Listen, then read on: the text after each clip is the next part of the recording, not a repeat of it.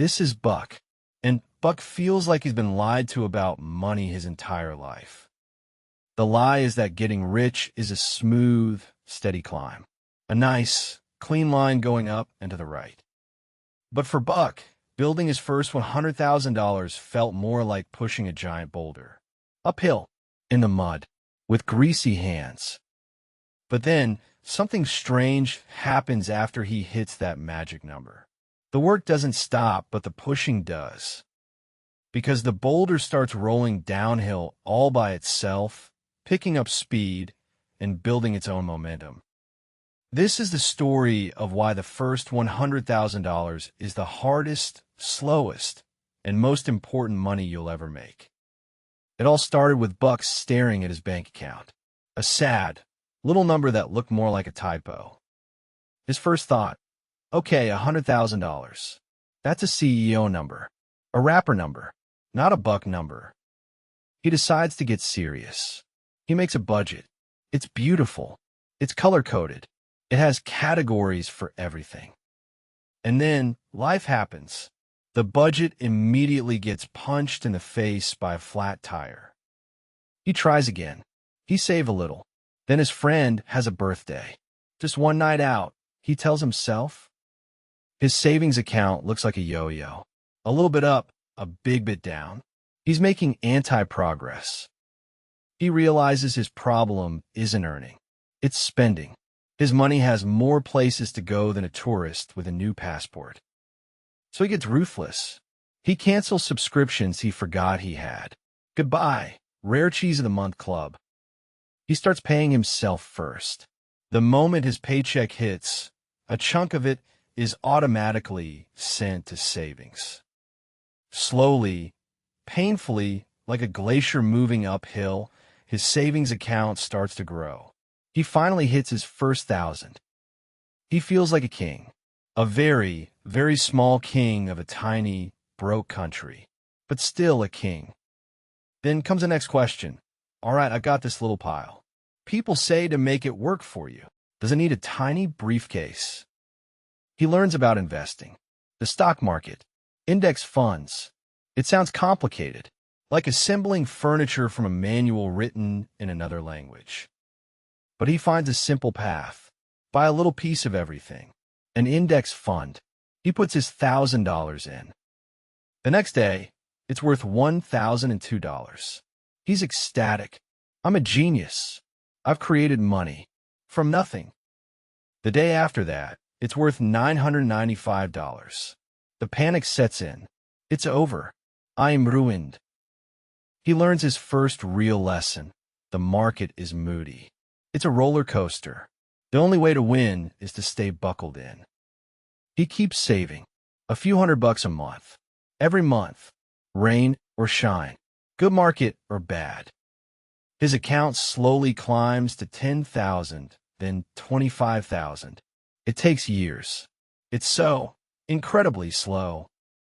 This is the slog. The part nobody makes movies about. Buck's new thought is this even working? I saved $5,000 this year.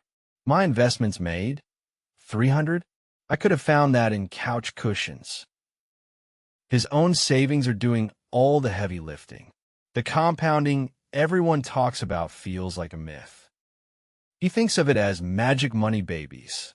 Right now, his money has had a few babies, but they're too small to get jobs. He's tempted to quit, to just buy a slightly nicer car or go on a ridiculously expensive vacation. But he sticks with the plan. He trusts the math, even if he can't feel it yet. This is the great test of faith. He pushes on. 40,000, 50,000. He's halfway up the mountain, and he's exhausted. His lifestyle hasn't changed. He's still driving the same car. He's still packing his lunch. Nobody knows he has 50 grand saved up. It feels isolating. All this discipline for a number on a screen. The reward is invisible. Then, one month, the market has a great run. A really great run. Buck checks his account.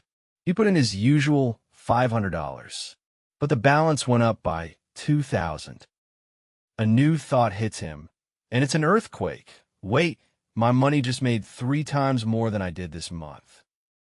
The magic money babies aren't babies anymore. They're teenagers, and they just got their first summer jobs. This is it, the tipping point, the moment the math becomes a feeling. He can feel the boulder start to lighten. If moments like that are what you're working towards, maybe subscribe. We're all on this climb together, figuring it out as we go. The momentum builds. 70,000, 85,000. The growth is now coming from 2 sources. His contributions are like the steady beat of a drum. The market's growth is the wild, unpredictable guitar solo. Together, they make a powerful song. The final push to 100,000 feels faster than any other stage. And then it happens. 6 figures. A 1 with 5 zeros after it. He's done it. His next thought is surprisingly quiet. So, now what? Do I get metal? Do they send a fruit basket? The world doesn't change. But Buck's financial world has been rebuilt from the foundation up. Because now, he has a third earner in his household. There's him, his partner, and his portfolio. Let's use some simple, non-scary math. With a $100,000 portfolio, an average 10% annual return is $10,000. That's an extra $833 per month that he didn't have to work for. His money is now a part-time employee. It's enough to cover his car payment, his groceries, or a decent vacation. It's a buffer. It's freedom. This new employee, the portfolio, is the best employee ever. It never calls in sick. It never complains. It works 24/7, even while Buck is sleeping or on vacation. The money machine is officially built and turned on. The growth is now driven more by the market than his own brute force saving. What's the most surprising thing you've learned on your journey? Tell us below. And this leads to the final, mind-bending realization. The next 100,000 will be so much easier. Let's say it took him 8 years to save the first $100,000 while also letting it grow. To get to $200,000, he doesn't have to start from zero. He starts with his army of $100,000 already working for him. Assuming the same savings and market returns, the second 100 might only take 5 years.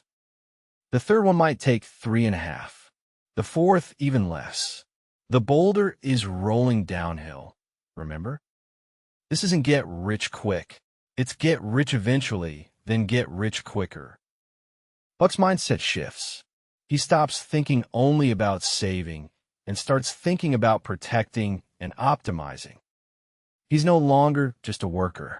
He's a capital allocator, a fancy term for the boss of the money machine. He has options. He has security. He has a sense of peace that no fancy car could ever buy. Because the true prize of that first $100,000 wasn't the money itself. It was the person he had to become to get there, the discipline he built, the habits he forged.